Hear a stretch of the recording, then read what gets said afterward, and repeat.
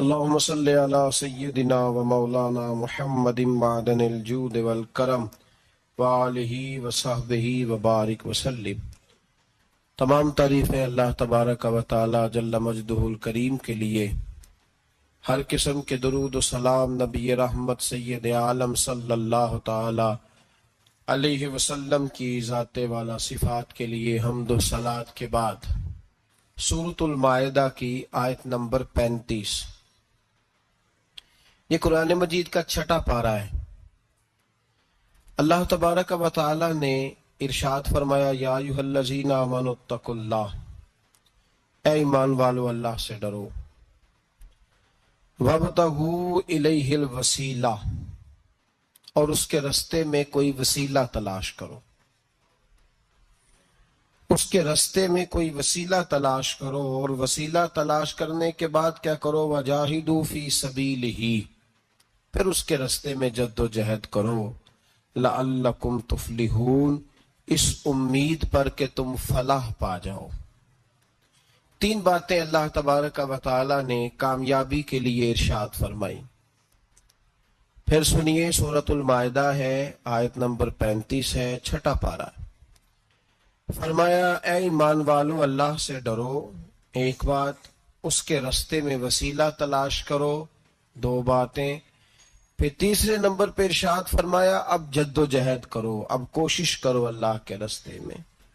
ہوگا کیا کہ اللہ تمہیں کامیابی عطا فرمائے گا، تم فلاح پا جاؤ گے۔ وسیلہ اللہ تبارک و تعالی کے قرب کو حاصل کرنے کے ذریعے کے نام کو کہتے ہیں۔ ایسی چیز جو اللہ کے قریب کر دے، اللہ کی رحمت کے قریب کر دے، اسے وسیلہ کہا جاتا ہے۔ ہر نیک عمل اللہ کے رستے میں وسیلہ ہے۔ پتہ ہے اللہ رسول کے وسیلے کی بات آتی ہے تو ہم بھی فتویٰ پوچھنے چلے جاتے ہیں، ہم بھی تفصیلات پوچھتے ہیں، ادھر ادھر نہ جا۔ یاد رکھ، بغیر مصطفیٰ کے تیرا کوئی کام نہیں چل سکتا، بغیر نبی پاک کے تیری زندگی گزر سکتی، سوال ہی نہیں پیدا ہوتا۔ یہ وسیلہ ضائع نہ کر بیٹھنا، ایسے کسی کی بات میں نہ آ جانا۔ یہ ایمان ہے، یہ ایقان ہے، یہ لذت ہے، یہ حسن ہے، یہ سرمایہ ہے، کسی جگہ اس میں کوتاہی نہ کر لینا، ایک ذرہ برابر تیرے دل میں نقص نہ واقع ہو جائے۔ یاد رکھنا، نیک اعمال بھی وسیلہ ہے۔ اللہ کرے کہ ہمارے عمل ایسے ہوں کہ اللہ کی بارگاہ میں قبول کیے جائیں۔ اللہ کرے کہ ہمارے عمل ایسے، اعمال کا وسیلہ دینا 100% جائز ہے، اس میں کوئی گنجائش نہیں۔ حدیث پاک سنیے، میرے رسول پاک سید عالم صلی اللہ علیہ وسلم نے فرمایا، بنی اسرائیل کے 3 لوگ تھے، نیک آدمی تھے، سفر پہ جا رہے تھے تو بارش تیز آ گئی، صحیح بخاری کی حدیث ہے، تیز بارش آئی، ایک غار میں پناہ لی بارش سے بچنے کے لیے۔ اچانک طوفان آیا تو ایک پتھر لڑک کر غار کے منہ کے آگے گر گیا، اندھیرا چھا گیا، اندر اندھیرا، طوفان ہے، پریشانی ہے۔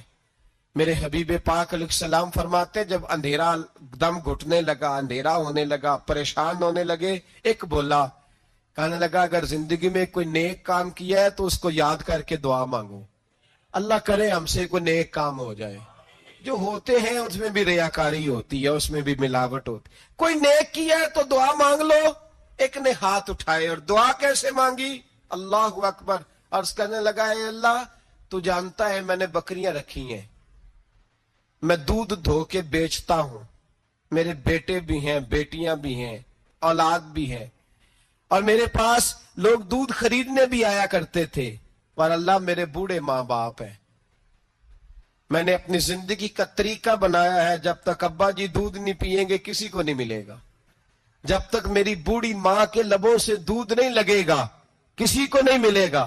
اے اللہ، وہ رات بھی تو جانتا ہوگا جب میں دیر سے آیا، دودھ دھویا تو ماں باپ سو چکے تھے، عرش کے مالک تو بھولا نہیں کرتا، تو بھولنے سے پاک ہے، میرے رب میں دودھ کا پیالہ لے کے ساری رات کھڑا رہا ماں باپ کے سرانے، نہ میں نے دودھ بیچا، نہ میں نے بچوں کو دیا، آدھی رات کے بعد ان کی آنکھ کھلی، انہوں نے دودھ پیا، اے اللہ میری اماں بھی مجھ سے بڑی راضی ہوئی۔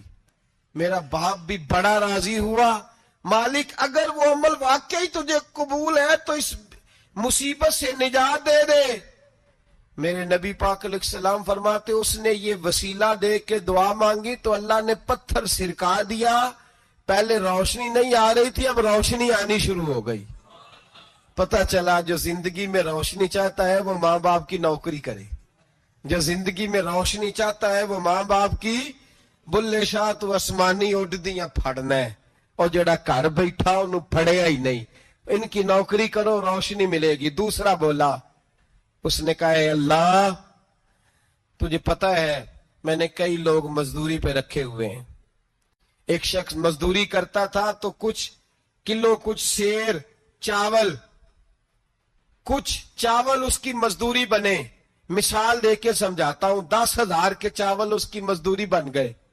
میں نے اس کو کہا مزدوری لے لے تو وہ ناراض ہو کے چلا گیا ناراض ہو کے. لیکن اے اللہ میں نے اس کا مال کھایا نہیں، میں نے مزدور کا حق رکھا نہیں.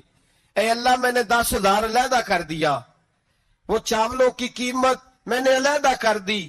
جب میں کاروبار کرتا تو میں نے اس کا پیسہ انویسٹ کر لیا. پھر اس پیسے سے میں کماتا رہا. ایک وقت آیا کہ زمانے بیت گئے. وہ 10,000 10 لاکھ یا یوں سمجھ لے 10 کروڑ ہو گیا. کئی گائیں، کئی اونٹ، کئی پلاٹ آ گئے. اے اللہ کئی زمانے کے بعد وہ مزدور لوٹا اور کہنے لگا صاحب میں غریب ہو گیا ہوں، تنگ دستی آ گئی ہے، بوڑھا ہو گیا ہوں، وہ میرے پیسے تو دے دیں. تم اے اللہ میں بے ایمان نہیں ہوا. ایک رتی برابر بھی میرے دل میں میل نہیں آئی. میں نے کہا یہ اتنی درجن گائیں تیری، یہ اونٹ تیرے، یہ پلاٹ تیرے. وہ کہنے لگا تو مجھ سے مذاق کرتا ہے، میرے تو تھوڑے سے چاول تھے، یوں سمجھ لے 10,000 کا اور اتنا کچھ. میں نے کہا وہ تیرے پیسے تو ناراض ہو کے چلا گیا، میں نے ڈھونڈا تو ملا نہیں. وہ تیرے پیسے میں نے انویسٹ کیے تو آج یہ سارا سرمایہ اسی کا ہے. اے اللہ وہ بوڑھا مزدور جب اتنی گائیں ملی، اتنے اونٹ ملے، اتنے اسے پلاٹ ملے تو وہ روتا دعائیں دیتا گیا. اے اللہ اگر تجھے میرا وہ عمل قابل قبول ہے تو اس مصیبت سے نجات عطا فرما.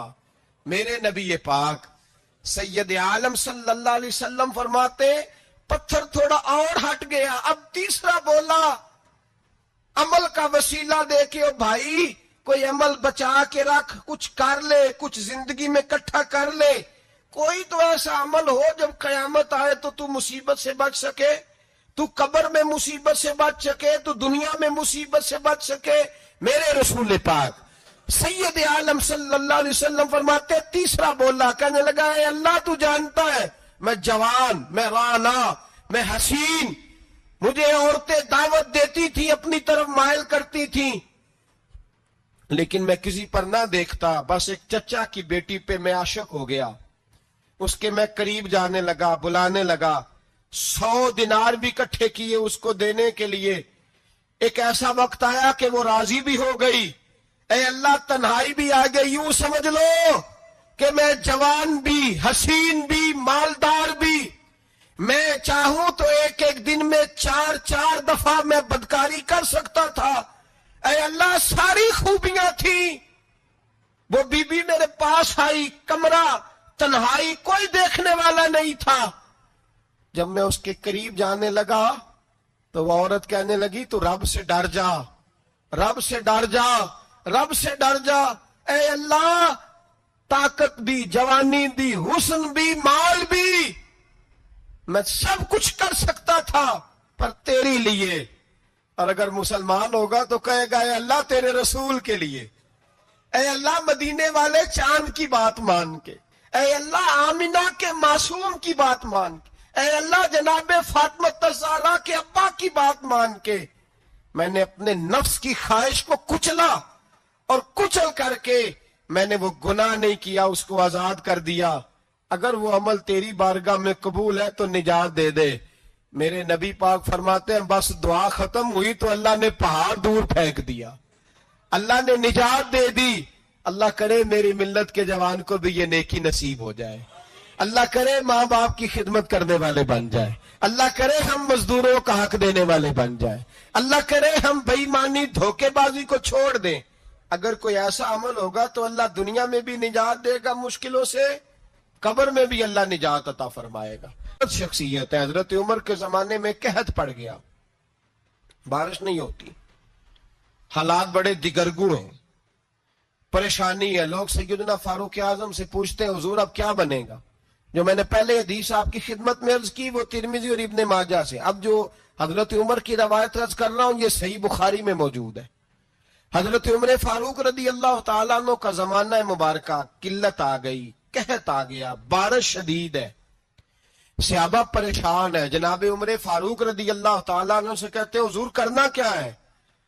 حضرت عمر پہلے تو خاموش رہے، پھر حضور کے چچا جناب عباس کو بلایا، کوئی بات نہیں کی، جناب عباس کا بازو پکڑا اور کھلے میدان میں لے گئے۔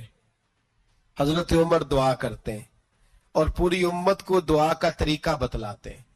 حضرت عمر کہتے ہیں اگر قبول کرانی ہے تو یہ طریقہ اختیار کرو، اگر اللہ کی بارگاہ میں دعاؤں کو مستجاب کرانا ہے تو یہ رنگ ہے جو امت مسلمہ کو میں سکھا رہا ہوں۔ حضرت عمر نے جناب سیدنا عباس رضی اللہ تعالیٰ عنہ کو کھڑا کیا سامنے اور دعا فرمائی، اللہم انا نتوسل الیک بنبیک، اے اللہ ہم تیری بارگاہ میں تیرے نبی کے وسیلے سے دعا کرتے ہیں، فتسقینا ہمیں بارش عطا فرما، ہمیں کس کے وسیلے سے؟ حضور، اور پھر کہا اللہم انا نتوسلک بام نبیک، اے اللہ ہم نے اپنے نبی کے چچا کے وسیلے سے بارش عطا فرما، اے اللہ ہمیں اپنے رسول کے چچا کے وسیلے سے، حضرت عباس کے وسیلے سے بارش دے۔ صحابہ کہتے ہیں جب ہم گئے تھے دعا مانگنے تو خشک سالی تھی، اور جب گھروں کو آ رہے تھے تو ہمارے کپڑے بارش سے بھیگ چکے تھے۔ اللہ نے بارش عطا کس کے وسیلے سے؟ حضرت عباس۔ اچھا یہ بات یہاں قابل غور ہے، حضرت عمر کے وسیلے سے بھی دعا ہو سکتی ہے، دعا سیدنا عمر فاروق کے وسیلے سے بھی، لیکن حضرت عمر رضی اللہ تعالیٰ عنہ نے نبی پاک کے چچا، چونکہ حضرت عباس جب آیا کرتے تھے تو حضور کھڑے ہو کے استقبال فرماتے تھے آپ کو دیکھتا ہوں تو مجھے اپنے والد کی یاد آتی۔ حضرت سیدنا عمر نے بتلایا کہ میں اس کو لے کے جا رہا ہوں جو نبی پاک کے زیادہ قریب ہے، جو حضور کے زیادہ قریب ہے، ان کے وسیلے سے دعا فرمائی۔ امت کو کیا درس دیا؟ فرمایا جو بھی حضور کے قریب ہو اس کے وسیلے سے دعا کرو، اللہ تمہیں آسانیاں نصیب فرمائے گا۔ اب ہمارا حال یہ ہے، انتشار ہے، اختلاف شک کی شک ہے، پریشانی واضح حدیثیں موجود ہیں۔ میں آج ایک صاحب کو پڑھ رہا تھا، پتہ نہیں لوگ کیوں پریشانی کا شکار ہیں، کیوں لوگ اس آزمائش کا شکار ہیں، کہتے ہیں جی وسیلہ نہیں دینا چاہیے، سیدھا نیک عمل کرو۔ او میرے بھائی، میں نے کہا کہ اللہ کسی وسیلے کا محتاج، اللہ محتاج نہیں، لیکن اس کی عادت ہے وہ وسیلے کو پسند فرماتا ہے۔ باریک بات مشکل ہوتی ہے لیکن موٹی بات تو سمجھ میں آنی چاہیے نا۔ کوئی شخص ایسا ہے جسے اللہ نے بغیر ماں باپ کے وسیلے کے پیدا کر دیا ہو، حالانکہ اللہ پیدا کرنے پہ قادر، حضرت آدم کو کیا ہے نا، حضرت حوا کو، جناب عیسیٰ علیہ السلام کو بغیر باپ کے پیدا، لیکن یہ اس کی عادت، وہ جب پیدا کرتا ہے تو ماں باپ کے وسیلے سے پیدا کرتا ہے، پھر جب روزی دیتا ہے تو پھر بھی کسی نہ کسی، کیا اس نے حکم دے دیا؟ روزی کون دیتا ہے؟ تو اللہ کا یہ حکم ہے کہ کنڈی لگا کے اندر پنکھا چلا کے سوئے رہو، روزی پہنچ جائے گی۔ کہتا اٹھ، کوئی سبب پیدا کر، باہر نکل، محنت کر، وسیلہ بنا۔ جو آدمی کہتا ہے جی میں کپڑے سی بھی خود لیتا ہوں، استری بھی کر لیتا ہوں، دھو بھی لیتا ہوں، اس سے سوال یہ ہے کہ بنا بھی لیتے ہو؟ اس کا مطلب ہے اللہ نے بندوں کو بندوں کا محتاج، بندوں کے لیے بندوں کا وسیلہ اللہ نے رکھا ہے۔ ہماری یہ موٹی سی بات بھی عقل میں نہیں آتی، موٹی سی بات بھی کہتا جی نہیں ڈائریکٹ، او خدا کے بندے تھوڑا غور کر، دیتا اللہ ہی ہے اور دے گا بھی اللہ ہی، لیکن جو ذرائع، جو وسیلے، جو سبب اللہ نے ہمارے لیے مقرر کیے ہیں، ہم اس سبب کا انکار کر سکتے؟ شفا کون دیتا ہے؟ دوائی لینے کس کے پاس جاتے ہو؟ آپ اس طرح کریں نا، چپ کر کے گھر بیٹھیں، تسبیح پڑھیں یا شافی الامراض یا شافی الامراض، او شفا دینے والے، او شفا دینے والے، سارا دن جی وظیفہ پڑھیں، شفا کون دے گا؟ تو وظیفہ پڑھو چپ کر کے، دوائی لینے کیوں گئے ہو؟ لیکن اللہ کے حبیب کا ہی فرمان ہے کہ بیمار ہو جاؤ تو دوائی بھی کھاؤ، پرہیز بھی کرو۔ یہ سارے فرمان ہمیں بتاتے ہیں کہ وسیلہ لینا، وسیلہ دینا، یہ تو اللہ تبارک و تعالیٰ کا طریقہ مبارکہ ہے۔ لوگ اتنی سی بات کو نہیں سمجھتے، اور قرآن نے واضح طور پہ کہہ دیا وَابْتَغُوا إِلَيْهِ الْوَسِيلَةَ، اور سورہ بقرہ گھر جا کے کھدوی ہے مسجد نبی کے ساتھ۔ ادھر دیکھیے گا ذرا، یہ مسجد ہے، مسجد کے ساتھ حضور کی قبر ہے، ساتھ حضرت عائشہ کا حجرہ ہے، پہلے حضرت عائشہ، پھر حضور کا روزہ، پھر آگے بولتے جائیے آگے کیا ہے؟ چاہیے تھا نا سیدھے مسجد جاتے، حضرت عائشہ کے پاس آئے۔ توجہ کرنا میری بات، کہ اماں جی بارش نہیں ہوتی کیا کریں؟ اماں جی نے مسجد نہیں بھیجا، کہنے لگی اس طرح کرو حضور کے دروازے پہ جاؤ، اور جا کے نا نبی پاک جہاں دفن ہے وہاں تھوڑی سی نا جو حضور کے سر والی جگہ ہے نا قبر پہ، وہ چھت تھوڑی سی کھول دو، چھت کھول دو۔ صحابہ کہتے ہم گئے جہاں حضور کی قبر انور تھی، حضور آرام فرماتے، سرانے والی سائڈ سے تھوڑی سی چھت کھولی، ابھی کھولی تھی اللہ نے فوراً بارش عطا فرما دی، فوراً۔ کہتے ہیں جب بارش ہوئی تو ہم مسجد میں شکرانے کے نفل پڑھنے چلے گئے، حضرت عائشہ کے وسیلے پہ روضہ رسول پہ، اور روضہ رسول کے وسیلے سے اللہ کی، یہ طریقہ تو ہمیں صحابہ سکھا رہے ہیں، خدا خدا کا یہی ہے در، نہیں اور کوئی مفر مکر، جو وہاں سے ہو یہیں آ کے ہو، جو یہاں نہیں تو وہاں نہیں۔ صحابہ تو دروازے رسول پہ جا رہے ہیں، ایک بار نہیں بار بار جا رہے ہیں، تو اکڑ کے پھر رہا ہے، اکڑ کے پھر رہا ہے۔ بڑی ضروری ہے یہ بات کرنی، بڑی ضروری، اور یہ بات آپ کے لیے سیکھنی، ذرا غور کریں۔ شیطان کی غلطی کیا ہے پتہ ہے آپ کو؟ اللہ کو نہیں مانتا تھا، شیطان کی غلطی کیا تھی؟ بولے کس کو ہے؟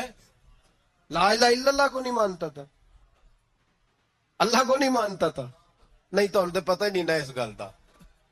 اور میں تو اگر پوچھا نا اج دی خبر کی یہ تازی تو تمہیں پتہ ہے، اور بھائی اس کو بھی سمجھیں، یہ عقیدہ ہے، یہ ایمان ہے، میری منت ہے، اس کو سمجھ لو، یہ کام آئے گا۔ یہاں عجیب رٹا ہے، یہاں لوگ معاذ اللہ تبارک و تعالی اللہ کا نام لے کے در رسول سے دور کر رہے ہیں۔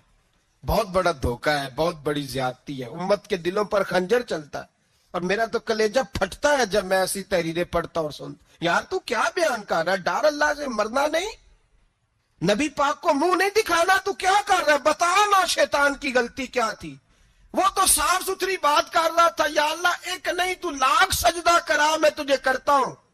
اللہ نے فرمایا ادھر آنا، میرے محبوب کو سجدہ کر، کہنے لگا نہیں کرتا، فرمایا فخرج فإنک رجیم، نکل جا تو لعنتی ہے۔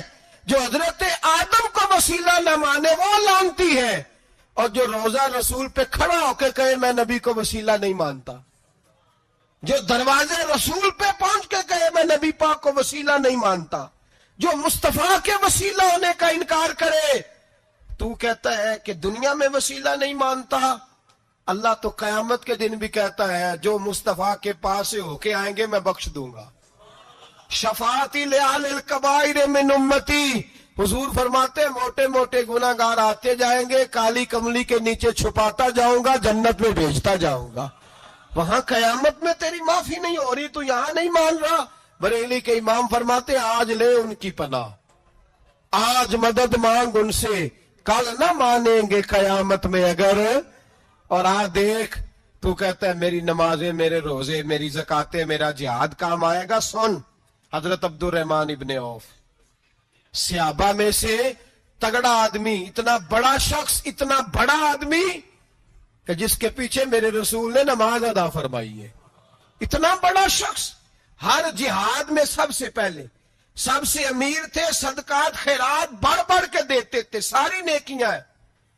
ایک بی بی نبی پاک کے لیے پاس، حضرت ابو ہریرہ کو حافظہ چاہیے تو نبی پاک کے پاس، کسی کو اولاد کی ضرورت ہے تو وہ رسول پاک کے پاس، کسی کو طاقت کی ضرورت ہے تو وہ بھی نبی پاک کے پاس، ہر آدمی جاتا تھا، انہیں پتا تھا دیتا خدا ہی ہے، پر وسیلہ مصطفیٰ دیتا ہے صلی اللہ علیہ. اور حضور نے فرمایا انما انا قاسم، بخاری مسلم ہے، فرمایا میں تو بانٹنے والا ہوں، میں قاسم ہوں، میں قاسم ہوں. واللہ یؤتی، ہاں عطا کرنے والا اللہ ہے، میں قاسم ہوں اور دینے والا اللہ ہے. صحابہ ہمیشہ نبی پاک کے واسطے سے دعا مانگتے، انہیں پتا تھا اگر تیرے واسطے سے مانگوں تو کوئی دعا بے اثر نہ ٹھہرے. ترمذی شریف، ابن ماجہ، دیگر تمام کتب میں امام احمد نے اپنی مسند میں نقل کیا.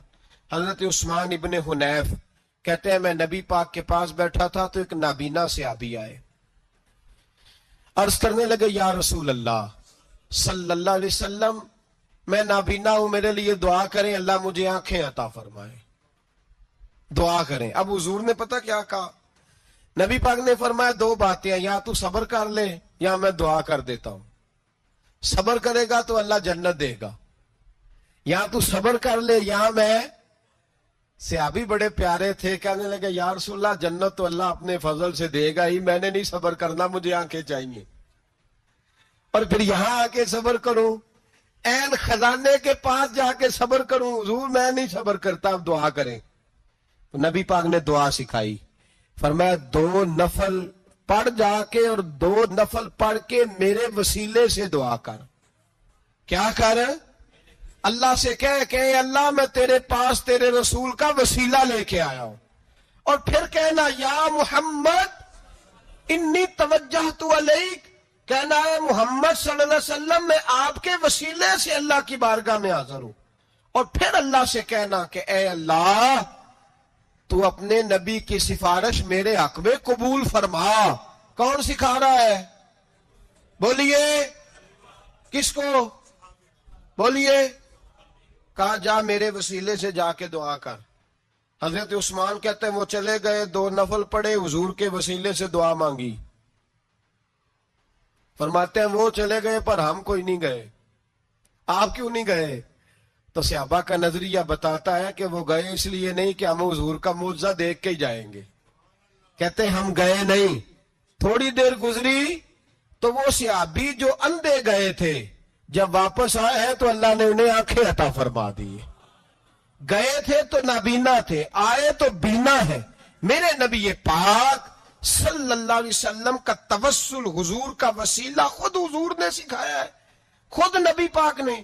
اور صحابہ کرام علیہم رضوان اس مزاج پر پورے عامل تھے، عامل تھے. حضرت عمر فاروق صحابہ میں ایک دانشور شخصیت کا نام ہے، علم کے لحاظ سے، عمل کے لحاظ سے، بصیرت کے لحاظ سے، تقوی کے لحاظ سے. ایک بڑی انفرادی اور منفرد قمیض بنا کے لائی. ایک حدیثی ہے، یہ بخاری مسلم ہے، ایک حدیثی ہے کہ چادر بنا کے لائی، چادر بنا کے لائی، بڑے اچھے نقار نکالے، دروازے رسول پہ آئی، حضور میری قبول کر لے. نبی پاک نے چادر اوڑی، اگرچہ ان کا نام شارحین نے لکھا ہے، صحیح حدیث میں صرف ایک صحابی کے لفظ ہے. شارحین کہتے ہیں کہ وہ عبد الرحمن ابن عوف تھے. چلو یار کوئی اور بھی تھے تو صحابی تو تھے نا، صحابی سے زیادہ تو نیک عمل ہم نہیں نہ کر سکتے. وہ صحابی تھے، یہ حضرت عبد الرحمن ابن عوف تھے. آئے، آ کے کہنے لگے یا رسول اللہ بڑی پیاری لگ رہی ہے آپ کو چادر. حضور بنانے والے نے تو بڑی بنائی تھی، پر جب آپ پہ آئی ہے پھر تو نور علی نور ہی ہو گئی ہے. حضور بڑی پیاری، کیا بات ہے، کیا بات ہے. مکھ چند بدر شاہ شانی ہے، متھے چمک دی لاٹ نورانی ہے، کالی زلف تے اکھ مستانی ہے، مخمور اکھی ہیں مد بریاں. سبحان اللہ، سبحان اللہ، سبحان اللہ. ما اجمل کا، ما اکمل کا. اور جو آخر میں بات کی وہ بڑی بڑی منفرد ہے. کتھے مہر علی تے کتھے تیری ثنا، مشتاق اکھی کتھے جاڑیاں. پھر کہنے لگے کوئی مثل نہ ڈھولن دی، تو چپ کر مہر علی ایتھے جا نہیں بولن دی. تو چپ کر مہر علی ایتھے جا نہیں.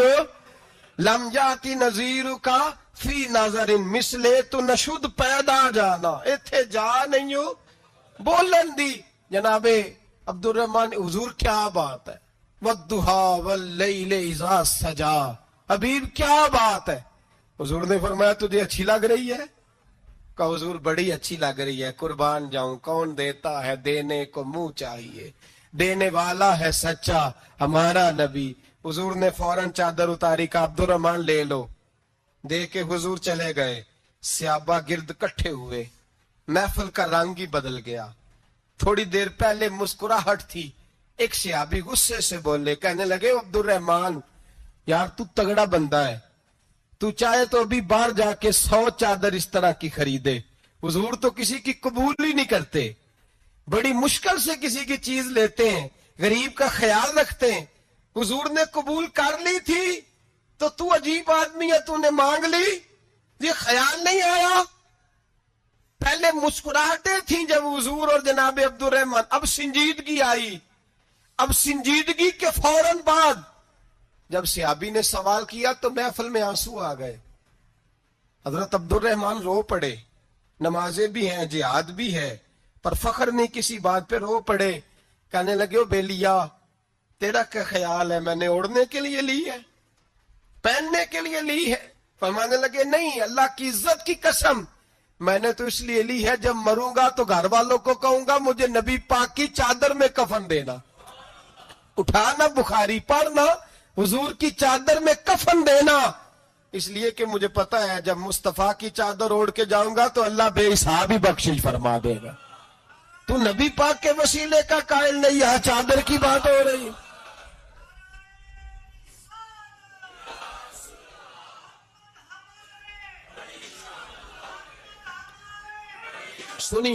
سنیے اور غور کیجیے.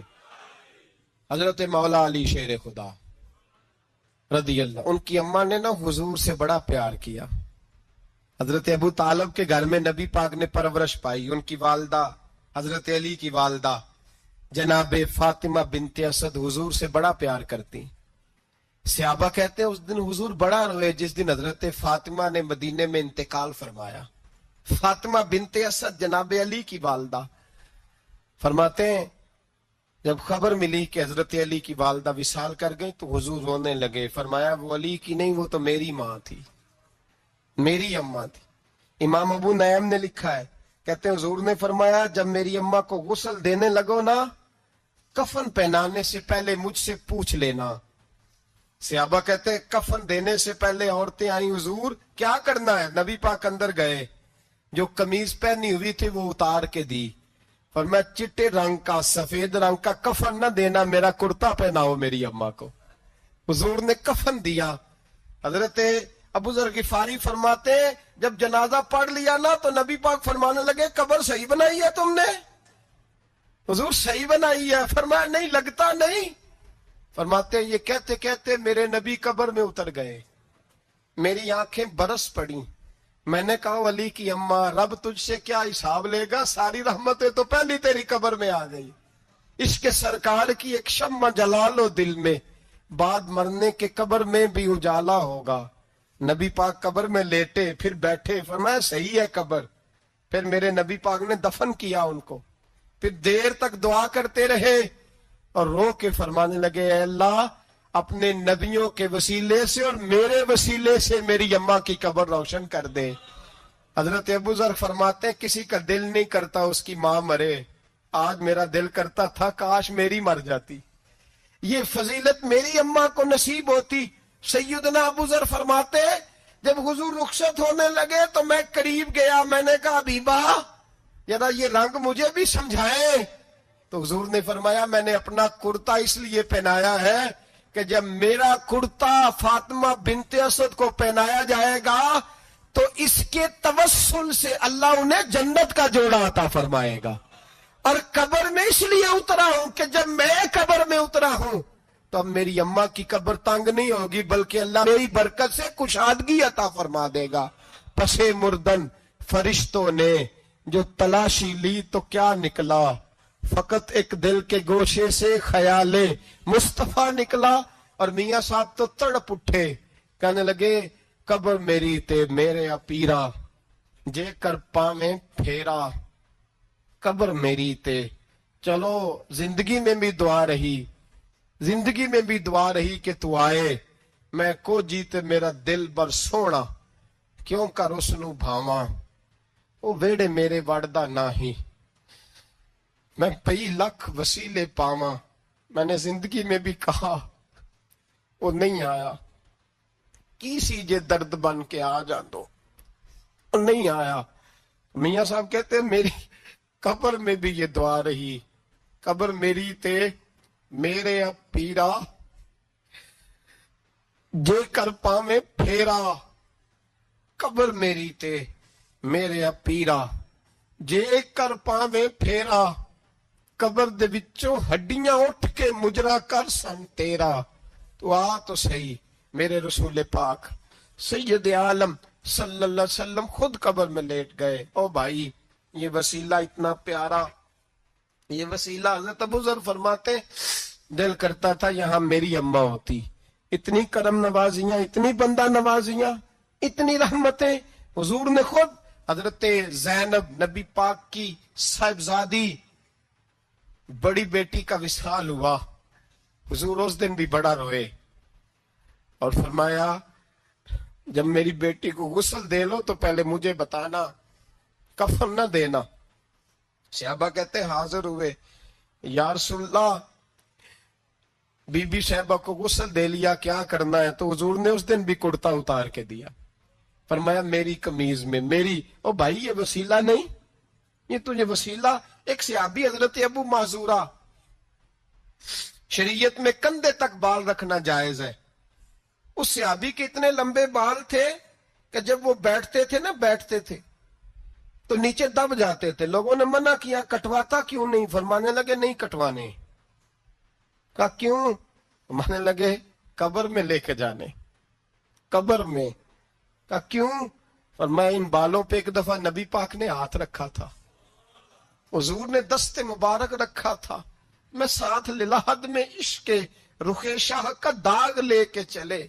ہم نے اندھیری رات سنی تھی چراغ۔ عبداللہ بن عتیق صحابی ہیں، حضور نے گستاخ قتل کرنے بھیجا، انعام دیے۔ انتقال کا وقت آیا تو بچوں کو بلایا، کہنے لگے یہ ایک ڈنڈا ہے، عصا ہے، جب مروں تو میری قبر میں رکھنا۔ کہا ابا جی سنا نہیں کبھی کسی نے ڈنڈا قبر میں رکھا ہو، عصا آپ کی قبر میں کیوں رکھے؟ فرمایا بیٹا تمہیں پتہ نہیں، یہ معمولی نے، یہ وہ ہے جو میرے رسول نے مجھے دیا تھا، یہ میری قبر میں، قبر میری تے میرے پیرا، جے کر پاویں پھیرا، قبر دے وچوں ہڈیاں اٹھ کے مجرا کن سا تیرا۔ پسے مردن فرشتوں نے جو تلاشی لی تو کیا نکلا، فقط ایک دل کے گوشے سے خیال بولنا۔ آیت نمبر 99، 80 اور 9، 99 آیت پڑھنا۔ کفار نے، یہودیوں نے نبی پاک کی علامتیں پڑھ لی تھی تورات، زبور اور انجیل میں۔ اللہ کا قرآن کہتا ہے وَقَانُوا مِن قَبْلُ يَسْتَفْتِحُونَ عَلَى الَّذِينَ كَفَرُوا، فرمایا جب میرے نبی نہیں آئے تھے تو یہ یہودی میرے رسول کے وسیلے سے اللہ سے فتح مانگا کرتے تھے، اور جب یہ رسول کا وسیلہ دیتے تھے تو اللہ انہیں فتح عطا فرماتا تھا۔ امام حاکم نے مستدرک میں لکھا ہے، اور امام حاکم انہی شرطوں پر حدیثیں بیان کرتے ہیں جن شرطوں پر امام بخاری اور مسلم بیان کرتے ہیں۔ امام حاکم کہتے ہیں کہ نبی پاک صلی اللہ تعالی علیہ وآلہ وسلم کے وسیلے سے ہر چیز اللہ عطا کرتا ہے۔ جناب آدم علیہ السلام زمین پہ تشریف لائے تو 300 سال نگاہ اٹھا کے آسمان کی طرف نہیں دیکھا، شرم آتی ہے مجھ سے غلطی ہو گئی، اور پھر روتے رہے 300 سال۔ پھر اللہ فرماتے فَتَلَقَّى آدَمُ مِن رَبِّهِ کلمات، پھر اللہ نے جناب آدم کو کچھ کلمے سکھائے جس کی برکت سے توبہ قبول کی۔ وہ کلمے کیا تھے؟ امام حاکم فرماتے ہیں وہ کلمے یہ تھے کہ جناب آدم کے دل میں اللہ نے ایک دن بات ڈالی، خود بات ڈالی اللہ نے دل میں۔ حضرت آدم کہنے لگے اے اللہ جب میں نے آنکھ کھول لی تھی تو جنت کے دروازے پہ میں نے لکھا ہوا دیکھا تھا لا الہ الا اللہ محمد رسول اللہ صلی اللہ علیہ जन्नत के हर पत्ते पर, दरख्त पर मैंने लिखा देखा था ला इलाहा इल्लल्लाह मुहम्मदुर रसूलुल्लाह। तो जनाब आदम कहने लगे ए अल्लाह, वो जो रसूल जिनका नाम तूने जगह जगह लिखा है उनके वसीले से ही मेरी तौबा कबूल फरमा। तो रब करीम ने फरमाया अच्छा हबीब की बात करते हो, चलो आदम फताबा अलैहि इन्नहु हुवत तव्वाबुर रहीम। जा मैंने तेरी तौबा कबूल की, मैं हुई बड़ा मेहरबान, मैं हुई बड़ी तौबा कबूल करने वाला। शेख सादी फरमाया करते थे अगर तेरे बाप की तौबा, जनाब आदम की तौबा मुस्तफा के वसीले से कबूल होती है, तू क्यों इनकारी हो गया है? तू क्यों इनकारी हो गया? क्यों नहीं हुजूर का वसीला मांगता? मेरे नबी पाक सैयद आलम सल्लल्लाहु ताला अलैहि, लोग बड़ी डटाई से इनकार करते हैं, बड़ी दलेरी से इनकार करते हैं। और खुदा के बंदो, ये वसीला तो बड़ा जरूरी है, ये वसीला तो बड़ा कीमती है। मेरे नबी पाक सल्लल्लाहु ताला अलैहि वसल्लम ने खुद ये वसीला सिखाया। सहाबा इसके कायल थे। हजरत आयशा सिद्दीका के पास लोग आए, आके अर्ज किया ए अम्मा जी बारिश नहीं होती, कहत पड़ गया है। इस बात को ना जरा दिल की गहराइयों से सुनना। मस्जिद में हजरत अंस बिन मालिक कहते हैं मर जाऊं तो हुजूर के मुंह मुबारक मेरी जुबान के नीचे रख देना। हजरत अमीर माविया फरमाते हैं मेरे पास हुजूर के नाखून है, जब मैं मरूं तो मेरे कफन में रख देना। मेरे आला हजरत फरमाते हैं हमारे पास कोई शय नहीं, कोई शय नहीं, ना हमारे पास हुजूर के बाल मुबारक। हम कम नसीबों के पास, हम गरीबों के पास ना मुंह मुबारक, तो हुजूर आपके पास क्या है? फरमाने लगे लहद में इश्क रुखे शाह का दाग लेके चले। कहने लगे कलेजा फाड़ के देखो, अंदर दिल पे मैंने नबी का नाम जो लिखा हुआ है। लहद में इश्क रुखे शाह का दाग लेके चले। हमने अंधेरी रात सुनी थी, चराग लेके चले। हुजूर का, नबी पाक सल्लल्लाहु अलैहि वसल्लम का वसीला जो है, इस मौजू पर ही बोलते जाने को दिल कर रहा है, लेकिन इस उन्वान को खत्म भी करना है। एक है हुजूर का वसीला, एक है औलिया का वसीला। ये बात भी 2-4 मिनट में समझ लें। सही बुखारी मुस्लिम में मेरे नबी पाक ने फरमाया है, हुजूर फरमाते हैं लोग जिहाद करने जाएंगे, एक जमाना आएगा मेरे बाद लोग जिहाद करेंगे, पूछा जाएगा तुम में कोई सहाबी है? कहा जाएगा है, तो नबी पाक फरमाते हैं सहाबी की वजह से अल्लाह फतह अता फरमा देगा। गोया वली का वसीला देना। हुजूर फरमाते फिर लोग जिहाद करने जाएंगे तो पूछा जाएगा मुसलमानों से तुम में कोई सहाबी है? कहेंगे कोई नहीं। कहा कोई ताबी हो सहाबी को देखने वाला? कहा जाएगा एक है। तो फरमाया उस ताबी की बरकत से ही अल्लाह फतह अता फरमा देगा। नबी पाक फरमाते हैं बुखारी मुस्लिम के लफ्ज है, फिर पूछा जाएगा लोग जिहाद करने जाएंगे, कोई सहाबी है? कोई नहीं। कोई ताबी हो? कोई नहीं। कोई सहाबी को देखने वाले को देखने वाला तबा ताबी हो? एक तबा ताबी है। तो नबी पाक फरमाते हैं उसकी बरकत से ही अल्लाह फतह अता फरमा देगा। मिशकात में, बुखारी में मौजूद है। नबी पाक फरमाते हैं ये जो अल्लाह तुम पे बारिशें बरसाता है, तुम्हें रिस्क देता है, ये तुम्हारे ज़ईफ लोगों के वसीले से अल्लाह देता है, ये कमजोरों के वसीले से देता है। मिशकात में लफ्ज है, नबी पाक ने फरमाया 40 अब्दाल मुल्क के शाम में होते हैं, जो अजाब तुमसे दूर रहता है उनकी वजह से रहता है, जो तुम पर बारिशें बरसती हैं उनकी वजह से बरसती हैं। वो कोई बैठा हुआ मुझे दूर दुआ देता है, मैं डूबता हूं पर समुंदर उछाल देता है। शेख सादी फरमाया करते थे मेरी जिंदगी में जितनी बलाएं टली हैं मेरे शेख के वसीले से टली है। मैं उसकी छतरी के नीचे रहता हूं, करम मुझ पे बरसता रहता है। इतनी हदीसें सुना के एक वाकया सुनाना तो बनता है कि नहीं बुजुर्गों का। मैं चूंकि जब अकीदे का मौजू होता है तो मैं नीचे नहीं उतरता, मैं कुरान और सुन्नत के ऐन बीच रहता हूं। एक बात, मुरीद हो गया महमूद गजनवी हजरत अबुल हसन खरकानी का, बैत हो गया, आने जाने लगा। एक दिन कहने लगा हुजूर कोई तोहफा ही दे दे। तो हजरत ने कुर्ता उतार के दिया, कुर्ता दिया। ये किसी के पास हो तो बड़ी नेमत होती है, किसी बुजुर्ग का कोई तबर्रुक। कुर्ता दिया, फरमाया जब बहुत ज्यादा को मसला बन जाए तो कुर्ता सामने रख के दुआ करना, अल्लाह तुझे फतह देगा। محمود سومنات کے مندر توڑ رہا تھا، 2 4 5 دفعہ حملہ کیا، فتح نہیں ہوتی، اپنے شیخ کا جبہ رکھا ہے، اللہ اس کی برکت سے ہی فتح دے دے۔ کہتا میں نے جبہ رکھ کے دعا مانگی، اگلے دن حملہ کیا تو اللہ نے فتح عطا فرما دی۔ محمود کہتا فتح ہو گئی، میں رات کو سویا، حضرت ابو الحسن خرقانی خواب میں ملے، اور بابا جی کو میں نے دیکھا تو چہرے پہ جلال ہے۔ میں نے کہا حضور آپ ناراض ہے؟ کہنے لگے محمود تو نے کوئی قیمت نہیں ڈالی میرے کرتے کی۔ یہ جملہ آپ کو زیادہ سمجھ آئے گا۔ کہنے لگے تو کخ مول نہیں پایا، کوئی قیمت نہیں ڈالی تو نے میرے کرتے کی، بس ایک فتح۔ کہ حضور کیا مطلب؟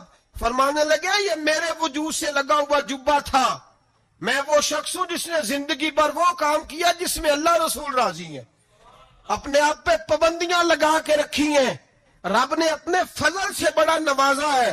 فرمایا اگر تو میرا جبہ سامنے رکھ کے یہ دعا مانگتا نا، اے اللہ ہندوستان کے سارے ہندوؤں کو ایمان کی توفیق دے دے، اللہ نے سب کو کلمے کی توفیق دے دینی۔